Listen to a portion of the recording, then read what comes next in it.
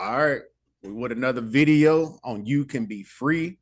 Y'all, I've been waiting on this video. I got my cousin who's more like a big brother to me, Irvin Wilder. He's gonna be with us tonight. And y'all know I usually do like a introduction, and just to be real, I could like talk about this person for like 10 minutes because over the past 6 years, like we've been through a lot together. He's the executive and director of Moses Ministry. When I was in Nashville, Tennessee, I mean, he was everything that I was doing with the homeless. He was right there. You know, he gave up a lot of Sundays to come out there and support me, pray for me while I was ministering to the homeless. And he would be out there praying with me for people. We would lay hands on people. We've seen a lot. We've seen a lot. There's going to be a story that y'all hear next week about somebody that was dealing with some demonic oppression. He was right there with me. I thank God for him. I tell y'all, I couldn't ask for a better cousin, for a better friend when it comes to him, Jackie, Pastor Ray, and my brother Darius. Like, they are some people that I thank God for all the time. He's very anointed, and he's been a blessing to my life. Like I said, we're family, so I known him my whole life, but I never thought that we would be doing all the things that we've been doing together in the past 6 years. So I'll tell y'all, I used to joke and say I'm a criminal that's retired, but this is somebody, if y'all mess with, I'll come out of retirement for real. Because like I said, he means a lot to me. It's my prayer partner. But we're gonna go ahead and get into the tonight's topic. I'm gonna be asking him some questions because me and him have had some topics and stuff, and I figured it would be good if we share this with y'all. You'll know a little bit about his background and his testimony as I ask him questions. But tonight we're going to be talking about pretty much the walk of a godly man. I've seen him grow over the years. He's seen me grow over the years. And this is a person who keeps me accountable too. If I mess up, if I do something, I'll let him know, like, hey, he's somebody I can trust. So he's prayed me through some hard times. But the first thing I want to talk to him about is we're going to be talking about like walking into the blessings and breaking generational curses. And he's going to break that down like how he wants to. But the first thing I want to talk to you about, Irvin, is being a godly father. You know, I feel like if we had more godly fathers in the world, I feel like the world would be a lot different than from the things that we see now. I think a lot of things that we see as far as like crime rise, it's coming from a lot of godly men not being in the household. Something that you had said, I don't remember when we was talking about this, but I love what you had told me this day when you was telling me about you was going to take your daughter out. And you said you pretty much take her out on dates. So when she gets older, she gonna know what it looks like as far as to be treated right. You know, so she just won't go for anything. So I want you to talk about how it is when it comes to you treating your daughter. But then at the same time, when you get finished with that, I also want you to give a word for people who may have a son and they're a single father or a single mother. But just talk about like, you know, your revelation with your daughter, but then also with a son too. Right. Because I have two daughters and a son. But really, like when I so let me back up for a little in the beginning. Like when I first got married, we had my wife and I had our first daughter, Kyra, which she is getting her master's in college right now. So when we had her, for me it changed. Everything changed. Like I don't know what happened, but I switched. Like my whole life changed. Like I just my whole outlook just changed quickly. So, but I think that what my dad did, as he raised us, it kicked in. It just happened automatically. My change was so severe, so significant. I would just remember my younger sister, my older brother, and my older sister would talk about like, man, Irvin, like, man, you changed so much. But anyway, that's how significant just me having being married and then having kids changed me. But going back to my daughter, like she didn't really like I would take her out. Like my oldest daughter really started off my oldest daughter's and who's in college right now. She didn't really I would take her out, but she didn't really I didn't tell her it was a date. I was like, okay, hey, let's go out to eat and go to a movie or something. And so what I would do is just I would take it would just be me and her and we'll just be talking about stuff. And I will open up the like when we go in the restaurant, I open up the door. When she sit down to eat, I will pull a chair out and sit her down, and then we would talk about things. I will see her make. I would pay for things, and then sometimes I would bring gifts. Like when we even like when we go on vacation as a family, I used to call this a departing gift. Like before we leave, I'll do a surprise for everybody. I went shopping, and then right before we pull out our driveway of our house, I have all these little gifts to give my wife and my daughters, and then we would leave. So I would do things like that. I want them to see how I treat my wife. So I want them to see how I treat them when we're out. And so I just want them seeds to soak. And I think that would be, they don't know how significant it is now, but that when they started dating, they'll be like, okay, it'll kick in for me, just like it'll kick in for them, just like it kicked in for me when I started having kids. So yeah, that was, I think that's real important. Just being present. I think it is too, because as you were talking, I was just thinking about some women that I grew up with, and not women that I necessarily grew up with, but that that I knew when I was out there in the world and stuff like that. And I didn't know why they were so easily, or why I could take advantage of them in certain ways, and why it was so easy to. And it was Right. because they didn't have that growing up, and so I felt like they were dealing with rejection, and they were kind of looking for that father figure. They had dad issues, but I think men can have that too, even though it's kind of different, Oh just yeah. dealing with rejection. So they grow up broken too. So my other question to you is like, what would you say for somebody? What advice could you give? Like I said, either a single woman who don't have a dad around, or if it could be a father and he could be single, or he just really don't know how to raise his son right. Like, what could you say for somebody that is in a situation like that? Yeah. So first thing, I'm gonna be honest, and I remember hearing this kind of stuff when I was growing up. Like, man, you got to seek God. You got to seek God. I'm gonna be honest. When things changed for me as a father in my family, when I started to seek God myself and started spending time with Him, that's when things start to change. That's when God started. That's when I really started. He imparted wisdom in me. So when I started spending time with Him, like I can see the way my wife was looking at me change. So she didn't even realize it. The way my kids responded to me changed. I would come up with ideas. I would do things from a Holy Spirit standpoint what I didn't realize at the time, because I was spending that time. When it's real serious, it's really, really important to set aside some time and just meditate on God, because he really in. I remember one time I was spending time with God, and He expressed to me how much He appreciated it that I was spending time with Him. And I was thinking, like, little old me, like, you God, like, why are you so excited? Like, He was so excited that I just got that revelation while I was spending time. I can feel His love, I can feel His happiness that I was actually taking time. So then one thing He would told me is, you know, just like you chase your wife that I gave you when y'all was out dating before y'all got married, you need to do the same thing to me. You need to do me. First, He says, do me the same way. And then everything else will fall in place when you seek Him first. He can impart everything that you need because He already blessed you with it anyway. So if you got a kid, if you got a daughter, and you're responsible for that person, He knows that. He put that situation like that. So then, when you spend time with Him, you really ain't got to ask much, because He's going to give you that wisdom. He's going to give you what you need to carry out what you need to do as far as your household, your kids and a daughter or your son. So yeah, that's what happened to me. That's my experience. So basically, you're just saying, because the Bible does say in Matthew 6:33, if you seek Him first, all these things will be added unto you.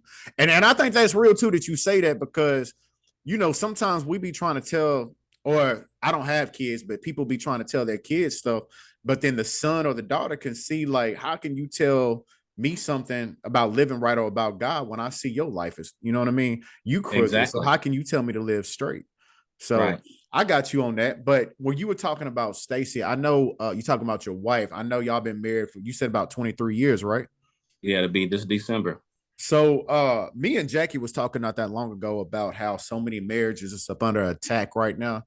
Or just a lot of marriages are going through stuff, and it's a blessing that you guys made it that long. What would you say is the key to a successful marriage? What knowledge and wisdom and gems could you give to people that is listening to, that's, you know, trying to have a successful marriage? Yeah, I'll go back to what I just said. I had a gentleman at work one time was asking me this. Well, he was looking for a wife, and I tell you, when I started spending time with God, I'm gonna keep this. This is real. This is what really blessed me. And I'm not saying it just to be saying it. I started spending time with God. I started spending that time. Men really need to do that. It's very, very important for men to do that because you're the priesthood of your home, and you're accountable. So if anything goes wrong in your house, God is like, okay, Irvin, what's up, dude? Just this is your. I gave you this. What are you doing? What's going on? Why is this? Why is your wife doing that? Why is your daughter acting this? So you're responsible for that. So again, when I started spending time, I started praying, and then what was really significant, I started really getting up in the mornings, early mornings. God would wake up in the middle of the night, and I would pray, and I would pray over my kids. I would pray over my household. I would pray, God help me, show me how to raise my kids, show me how to do what you need me to do for this family, and I still do that to this day. So that is a key to me, and this is what I've experienced. This is the way I've been blessed, and God has shown me. Uh, it's spend time with Him, and be honest too. Like when I spend time with Him, not only I'm talking about my family, but I'm talking about myself too. Like God, I got this. I got these crazy thoughts. I'm repenting. Repenting is the key. It's real strong. It's powerful. Either smallest little thing that you may have just a thought in your head. You might not even act it out yet, but you might have a thought in your head. I'll tell Him those things. Like, God, I had this crazy thought today. Like, please help me. Why? Forgive me, cleanse me, and I will confess those things. So it's powerful. So that's what I've learned over the years. I think that's cool, because that's kind of going into my next question to you, because this is You Can Be Free. This is real. You know how me and you be talking on the Yeah. phone about real stuff. And I think one of the things, as for men, it's hard to be faithful, because what I realized, I was thinking like, dang, it's gonna be so good, to be married. But at the same time, I look at it like this: if you single, you're supposed to wait until you find that wife. But Ooh, but once you get that wife, it really ain't that much of a difference, because that means you only got one person in the whole world that you can mess with. But then a yeah, lot of time, but the temptations are still there. yeah, So I know you're a faithful man, because I know you personally. But what has also like kept you? Because like I said, a lot of men, we deal with temptation. The temptation don't stop when you get married. Sometimes it absolutely. increase, especially with the type of Look, stuff that we were involved in. That you became a target for the enemy going to the homeless shelter with me. So like, yeah, what has really kept you? I know your relationship with God, but yeah, what yeah. advice could you give also to when people are having women come at them? And I tell you what happens a lot of times, with men, is that when we get older, when we start getting our late 30s and 40s and stuff like that, and younger women approach us, some men Yeah. go through midlife crisis. And then you just Yeah. kind of like, you dang, okay, this person interested in me. And then you might have in a point of a marriage where y'all arguing and stuff like that, Yeah. and then what can you say for men that is going to be watching, and they trying to be godly, trying to do the right thing, but they got this woman, and it seemed like the grass is green on the other side, because she just, it's the temptation, it's the idea, the imagination that is tempting. What can you say from men that are married or with somebody they want to marry, but then they got all this temptation they're dealing with? Right. So for me, we're selfish beings. We're selfish. So what I always flip the script. Like whenever I was in those type of situations, I would say, okay, before I was in those type of situations, I would play it out of my head like, okay, if I'm in a situation, or if my wife is in a situation, how would I want her to react? That's good. Like flip the script. Like if I'm at the grocery store and this young lady, and she's fine, and she is really flirting, I'm already clicking like, okay, it's flattering, but how would I want my wife to respond? Because if you really love your wife and you love your husband, you ain't, that's no place for nobody else to come in to mess around with. So I love my wife, and I don't want no other man to mess around with what God had blessed me with. That's mine. You know what I'm saying? Right. So I flipped the script and I said, okay, that's what helps me. That's what helps me to move on, because if I actually went through with it and I end up committing adultery, and then I reversed the tables and that happened to me, that's devastating. Because how would you feel? Like, how would you feel if you if I allow another man to be with my wife? So that helped me. If that's not enough, you really gonna have to have some serious deliverance and spend a lot of time with God, because that was enough for me. It didn't take it. That's all. That's all. God gave me that wife, and not saying I wasn't tempted, but for me to flip the script and say, okay, yeah, I'm not. It ain't worth it. It's not worth it for me. So that's what kept me faithful all these years, and yeah, that's it. Really, it's simple. We complicate things. That's a simple thing. Like flip, you know what I mean? Like we get out trying to make all these excuses and stuff. Well, she done did. And let me say something to like some of the people who having issues in their marriage, because they think like, okay, well, my husband he did this. He already done cheated on me once before. That it like if you, first of all, if you're in an abusive marriage, you really need to get some help. You know what I mean? But if you just in a marriage and your husband or your wife messed up a couple times, you do have to forgive, but don't use that as a right. Okay, well, okay, yeah, I forgive you, but in the back of your mind, like, okay, that you thinking that's the right for you to mess up too. Like I can mess up on down the road, like, and then if he catch me, I'm like, okay, you remember you did this back 5 years ago? No, you can't do that. Don't do that. Don't do that, because if we're messing up all the time and God's forgiving us, He's not throwing that in our face. Think about, because that's what I do. I'll go back and say, okay, I gotta forgive my wife, because the God forgave me some serious stuff, like stuff I would never tell nobody, that only God knows about, and He's forgiven me. Don't never bring it up. He keeps moving and keep on blessing me. So if you're gonna really make your marriage work, man, you gotta forgive. You gotta forgive and do not hold on to it and use it as a clutch to do your mess up. And so you can throw it back in their face. Don't do that. Don't do that. If you're gonna forgive, forgive. You let God handle the rest of that. So that I just want to give that a piece of advice, because I see so many messed up marriages. My husband undid this and my wife undid that, and she wouldn't, And I say this to the men too. I found out whenever my wife has a certain attitude towards me, or I feel like she's not treating me like she wants to, I go to the closet and say, Lord, wait a minute now. Stacey ain't taking care of me like she should. What's up, man? What's going on? Like, I'm not. I always go to God. If I feel like she's slipping in the area, I'll say, Lord, what's up? What's up? Because I know when I spend time with Him, it's on point. I ain't gotta say nothing. Stacey treat me like king. But when something is not right, it's normally something I'm not. It's something that I'm doing wrong, and God always reveal it to me. Okay, Irvin, you've been slipping a little bit. You ain't been spending time with me. Or it may be something I may be doing, or some thoughts. It may be something I'm doing that's not right. He always use your closest mate, and it's always my wife. I'm like, oh man. And as soon as I correct that and confess it and change it, things change. But men, listen, I'm telling you, don't always look at, your wife is this. Look at yourself first. Look at yourself, go to God and say, look, Lord, what's going on? What am I doing wrong? Because my wife is not doing this. She's not doing that. I'm telling you. And that's a hard thing to do, because everything is spiritual. And when something happens, you're always looking at that person, but there's always a spirit working behind that.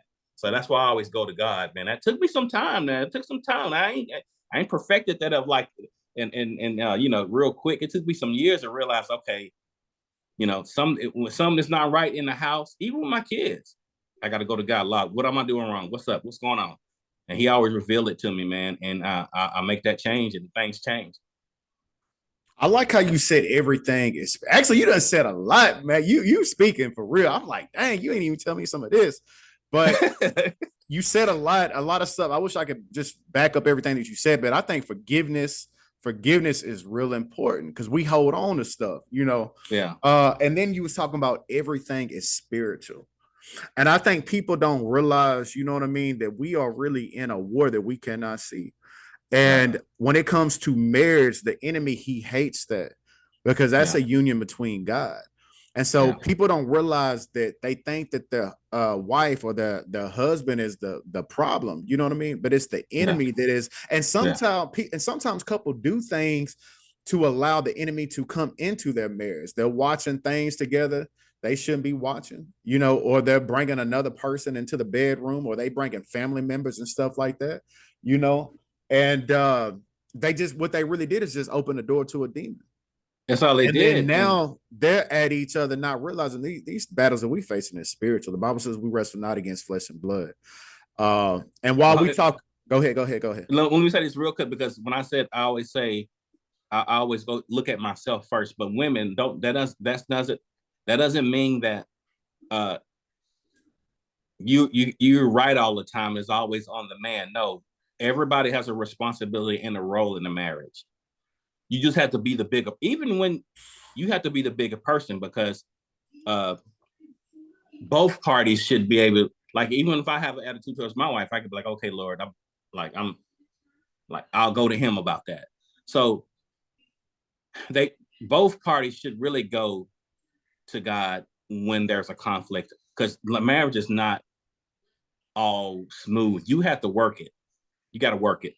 And that, I just want to say, ladies, yeah, I'm admitting that I have to go to God about certain things, but you know, Stacy does, my wife does too. So I don't want to make them think like, okay, it's always the man be messing up. That's why things go wrong. No, that's not what I'm saying. I'm just saying I'm the bigger person, and I go to God, and He helps me correct it. And as far as I know, she may be going to God too. So I want to say that first. I don't want them to get confused about that. That's good that they can see this though, because you know, like this is something different that I'm seeing. As far I know you though, so it's different. But you know, a lot of times in relationships, especially Christian relationships, it's the woman that is always doing the praying, you know. But I think it's good for women to see that there are godly men, real godly men that praise, that fast like you do, that actually get out and do the work, you know, doing the work that Jesus was doing. So I think that it's good that you saying all this stuff, and so women can see that, because I think a lot of women nowadays that are just so hungry for marriage, they're like, okay, I'll just settle for something. He halfway godly, you know. So let me just take this. But for them to see that there are men out there that's really about that business. Right. When we used to go to the homeless shelter together, a lot of times I would preach messages that have to do with coming into an agreement with generational curses, because every day we wake up, we can choose death or we can choose life by our thoughts, by our actions. You know, and we were talking last night when I got the phone with you, I was thinking about, like, when it comes to generational curses and generational cycles, we choose whether or not if we're going to come into an agreement with the family ties. You know, if you have a family member, a mom or dad that was on drugs, you have to make that choice to get that taste. And then once you come into an agreement with that, now you done gave it power because now your flesh craves it. Yeah. But if you don't, you know, if you have parents that was on drugs and all your brothers and sisters, they own it, it's only when we coming into an agreement with that curse. Now the curse has power. But you got a revelation, and you was telling me something when we left the shelter that I want you to talk about tonight, about something that you like to minister to people about how we don't have to come into an agreement with it. So just talk for a little bit on that. I'm not gonna rush you. Just yeah, you're right. Those agreements are very, very, very, very powerful, and that's what the Bible's all about. The covenant that Jesus set forth when He died on the cross. You could come in agreement that accept Jesus as your Lord and Savior. Now you're in agreement. Now you're in a covenant with Christ, and it's very, very powerful. More Christians don't realize how powerful that is. They think, "Oh, okay, I got saved. I'm going to." No, that was a strong covenant that what Jesus So likewise, that's the devil. The devil does the opposite. He try to make you do the come in the covenant with sin. So I always told you, I was like, I knew I'd do a teaching on it, but as I where I'm at today, I've realized, like, you know, if you haven't experienced something, if there's something bad out there that you can experience, don't experience it, because really, you don't really need to experience things that you don't need to experience, because that's the thing that devil wants you to try. He wants you to try something, and it's always sin. And then once you, because I'm gonna be honest, sin feels good. It's exciting. It feels good to the flesh, and it seems like it's okay. And sin's so fun, but you know what it says in the Bible: the sin comes full circle. It's death. So once you experience something, like I told you before, like I've never experienced, you know, getting high, cocaine, all kind of, never experienced that. Just wasn't my thing. That's not my weakness. But what if I just decided to do it one day? Now I have my mind, my body, my soul has experienced something that I've never experienced before. Now I got another battle I got to face. I've tried this new drug I've never tried before. I never got high. That's not my thing. But now I've tried it. Now I'm fighting this thing. Not to mention all the other things in my life I'm trying to stay away from. So I'm just saying, don't experience things that you shouldn't experience. I'm seeing I'm seeing all these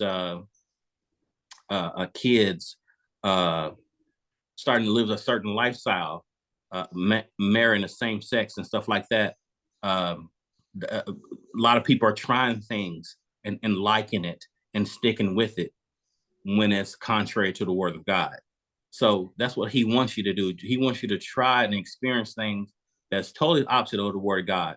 And he knows that he can trap you, and he knows you're probably going to end up liking it, because that's what sin does.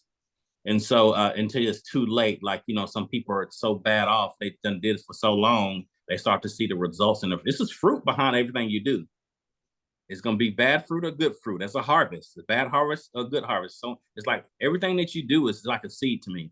And then eventually you'll give a harvest of what you've been doing over your life. So that's the thing that I learned. Like, man, because if I'm gonna be honest, if I can turn the clock back, I'll change a lot of the things that I know now, especially like not having sex before marriage. There's a reason why God says that. There's a reason, because once you start it, oh man, you just want to. I'm gonna be honest. When I was young, I was trying to do what I wanted to do when I was young. When you start having sex, can I be real on this? Hey, come on with it. You all know how we do. When you first start having sex, especially a young man, you want to go out there and get as many as you trying to, and then that's you just going deeper and deeper into sin. That God said not to do that. There's a reason for that, and He's not trying to allow us not to have fun. He's trying to have us have more fun, because when we decide to hold back and wait for the wife that He has for us, or the husband, the joy of that is going to be worth what you waited for all those years when you were a teenager in your early 20s or whatever. So if you really think about it, man, God knows that's the thing you got to learn how to do, is trust Him. Trust what He says. The word says one thing, and it seems so hard to do it in this world, but we have to have some faith somewhere. That's a good word, because what I've realized is we reap what we sow in the spiritual, whether it's good or bad. Payday is gonna come. We're gonna pay for, you know, whether if it's a good thing or it's a bad thing. And the thing about the enemy is he will use that stuff against you when you least expect it. Because before we started getting into the homeless shelter, I wasn't really dealing with a lot of spiritual warfare. But when I did get hit with real spiritual warfare, being attacked by witches and all kind of stuff, what they used against me is all the things that I did before I really got saved. That stuff was still there. My flesh was still strong in those areas. And my payday came, even though I thought that was over with and all that other stuff. No, like, regardless, when you were talking about the good fruit, you know, if you praying and you fast and you seeking God, I tell people the same thing. Your payday is going to come. You know, It may not be this year, it may not be the next year, but there's going to come a time you will reap that harvest. But at the same time, when we tasting these things, it's like you were telling me last night that how there's a reason, and I think you just said it, there's a reason why God said that we're not supposed to do the things that we're supposed to do. But now what you were telling me last night is like a lot of people just be like, dang, like, why can't we do this? Why can't we do that? It's because there's spiritual laws set to protect us. But a lot of times we're open doors to certain things. And like I Yeah. said, payday is gonna come. Whether that check gonna be good or it's gonna be bad, payday will come. The last thing I want you to hit on, really just if there's anything that God is putting on your heart at this moment for people that are watching this, and it could be on stuff that we talked about, or it could be on something just brand new that God is putting on you right now. Just anything that you want for a person to get out of this whenever they see this. Yeah, at this point in the season of my life, I lost my father back. He died on August 20th, right? And my mother passed away. Uh, Let me back. rewind. That's something I want to ask you about before we get the final thoughts. Okay. You've been through a lot of stuff, and Yeah. I didn't see you shake or fold. I seen a lot of people go through some stuff, and then they didn't. They just, it was completely different. Through everything that you went through, people you done lost and stuff like that, you carried your faith. I mean, Yeah. you was a warrior, very inspirational to me. The way that I seen when you were going through things, when people that you loved was sick. There's a lot of people going through stuff like that now, or people just going through stuff and they're losing their faith, just for real. They're Yeah. being attacked in ways they've never been attacked by before, but you have never moved Yeah. as far as on your faith. What can you say just about that for people that want to give up or they want to doubt or have any unbelief? Like, what can you say to inspire somebody? Yeah, and I don't even take any credit for that, D. I really don't. I go back to what I said in the beginning about seeking God and praying. He really is pleased with that. I think God's just he like even when my father passed this last August 20th, I know you were praying hard and you and Jackie were praying. I know those prayers touched me. I'm gonna be honest because I never thought I would be able to go through if my dad passed away. I'm gonna say now I'll go through, but I thought I was gonna have to take some time off work, get myself together. It's gonna be some time before I get back right. Man, no, God restored me. Like he just really strengthened me. I was like, where's this? Like you almost like, where's this coming from? I never thought I can, do this. And so I would say to people, um, uh, just trust them. Stop just doubting God all the time. Just stop it. Because there's a reason for like with my dad, he had all these health issues. My mom passed away from cancer. Your mom passed away from cancer. We know the history on our family. There's a bigger, deeper reason why these things are happening. And if you really seek God and really start to understand, if your dad died young, your mother died young, you got relatives, friends who died young, young age, there's a reason for it.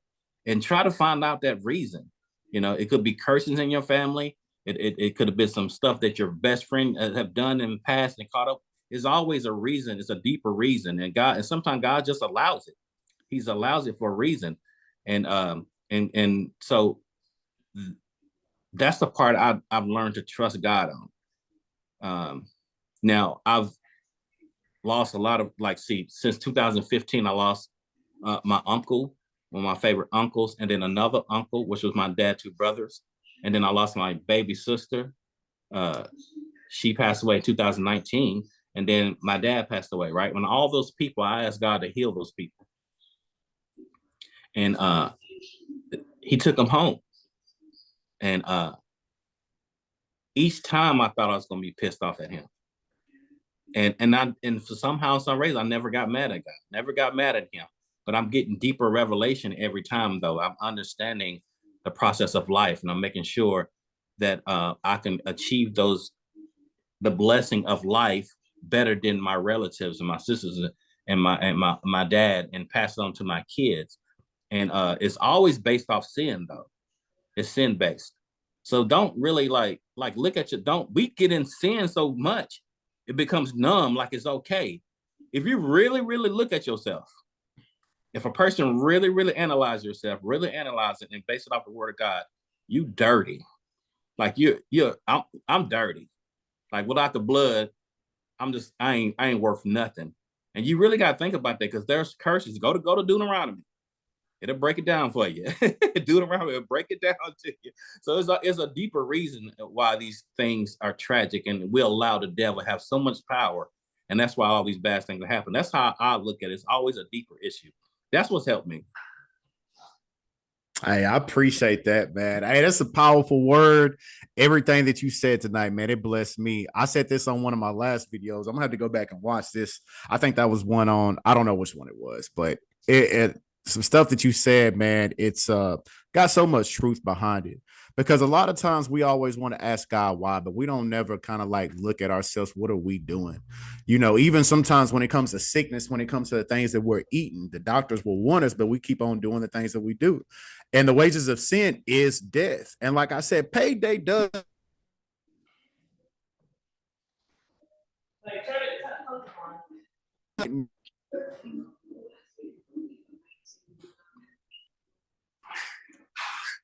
Hey, do you want mute? Can you hear me? I can't hear you. Can you hear? You can. Yeah, I can barely. Kind of went in and out. All right. What about now? I got you. Hear you now. Okay. I apologize, y'all. But as what I was saying was a lot of times we don't understand why things happen and stuff. But one thing that I have learned to do is just trust God through the process. Yeah, because like you said, it is a reason for everything that we go through. But we're about to be out of time. I want to thank you for your time. This video was kind of hard. I thought it might be hard because this is us being serious, but usually we just cutting up being silly. And so I didn't know if it was gonna be hard to actually get on here and just be real with you. But you said a lot of good stuff. There's gonna be some stuff that he's gonna be doing in the next couple of months. He's going to be a part of the You Can Be Free mentoring program. He's going to be teaching a life skill class. So I'm going to give y'all more information about that on when that time comes. But outside of that, y'all know what I always say. No matter what you're going through, do not lose faith. Do not lose hope, because you can be free, because the Bible says who the Son has set free is free indeed. I love y'all, and I'm out.